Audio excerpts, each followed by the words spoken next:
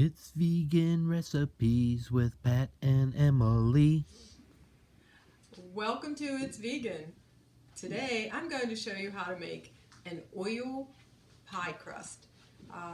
It can be used many ways. Today, when I'm finished with this video, I'm going to be making savory vegetable pie using this pie crust, and I'm also going to be making pot pie soup using this recipe.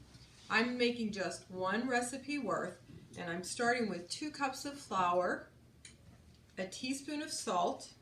Once I add that salt, I'm going to take my fork and stir it in so the salt gets incorporated into the flour. The next thing that I'm going to do is add a half a cup of oil, and I need 1/4 of a cup of water. Excuse me while I get it. I thought I had that ready, so then I'm putting 1/4 of a cup of water. Next, I'm adding a tablespoon of cider vinegar. If you don't happen to have vinegar, just use a tablespoon of water. And then I'm adding a tablespoon of almond milk. If you don't have almond milk, again, just use water. We'll stir this up. One thing I want to tell you, when you are making pie crust, this is a dough that you don't want to work very much. It's not like a bread dough that you're going to knead. You want to mix it as little as possible. And different humidities on different days make it a little bit different. As you can see today, it's a tiny bit sticky. So I'm going to add just a little bit of flour. That might have been 1/4 of a cup. And again, you can see I'm barely mixing this dough. It's still a tiny bit sticky. It's really humid here. Okay, that's going to be about right. I really do not want it to get too worked. So I'm using my hands to form it into a ball. And because I will be making a double crust pie today, I'm going to experiment. I experimented with you last time I made a video. I'm going to divide the dough and make a ball about this size. It's most of the dough, and that will be for the bottom crust. And then I'm using this size for the top crust. Now where I'm experimenting today is I'm trying to cut down on waste that would go into a landfill or something. So I am using, have you ever heard of those beeswax cloths? So I'm going to use a beeswax cloth. I'm going to flour it a little bit. I'll put my pie crust on, my pie dough, and I want to keep it as much of a circle as I can. Now this is a trick, especially if you find your dough got a little bit stiff. Make it round and then just put a couple handprints in it sideways. And then I'm going to flour it up again. But if your dough turned out stiffer, you're going to do it less. Thanks, Emily, for getting my rolling pin. You know, we try to have everything ready when we make these videos. And again, I said I'm experimenting here, so we're going to find out, does this work or not? And I have to keep pushing up my sleeves. When I'm in the kitchen, I'm working. This looks like I'm going to like it. It feels nice. It's sticking a little bit. Let me see.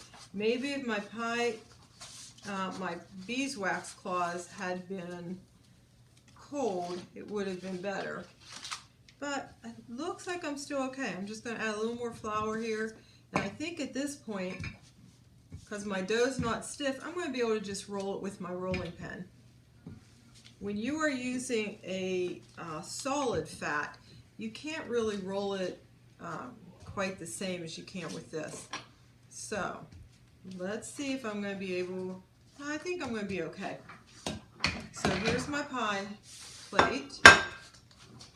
How thick did you roll that out to? I rolled it out to about 1/8 of an inch. And now I'm going to try to peel it back off of the beeswax cloth, and it's gone pretty well. I think chilling the cloth before I used it would improve it. Now I'm going to just lift my crust, get it to fall into my pie plate here. I prefer glass pie plates because when they are baking, I'm able to lift it up and see, did the bottom brown? So that really helps. Now, if you would be making a pie crust that you wanted to put a filling in, like a pudding type filling, you would need to poke holes in this before you would bake it. So you would start this out at 425, and it probably in 10 or 15 minutes it would be ready. But as it's baking, if you see bubbles coming up, just poke them down with your fork. Okay, so this is our bottom crust, and I like a little bit hanging over. So I'm going to move this aside, and now I'm going to show you another way to roll out the top crust. You can use wax paper if you don't mind using something that you're going to have to throw away. You can use the wax paper. I'm at the end of that roll, so it's curling up on me. And again, my pie crust today was pretty moist, so I'm going to add some flour. We'll take this. I've got this nice little ball of dough. I find for pie crust, it's better to have a little less flour than too much flour, because once it gets really stiff, it gets tough and it gets hard to form. So okay, so there, got it shaped a little bit.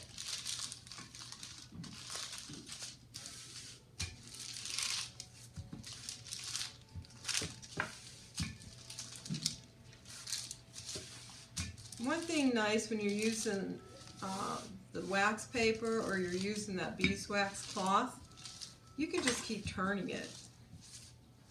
Now, what I want to see is, will this be the size of my crust? And yes, it will. I need it to be the size of the top of the pie plate.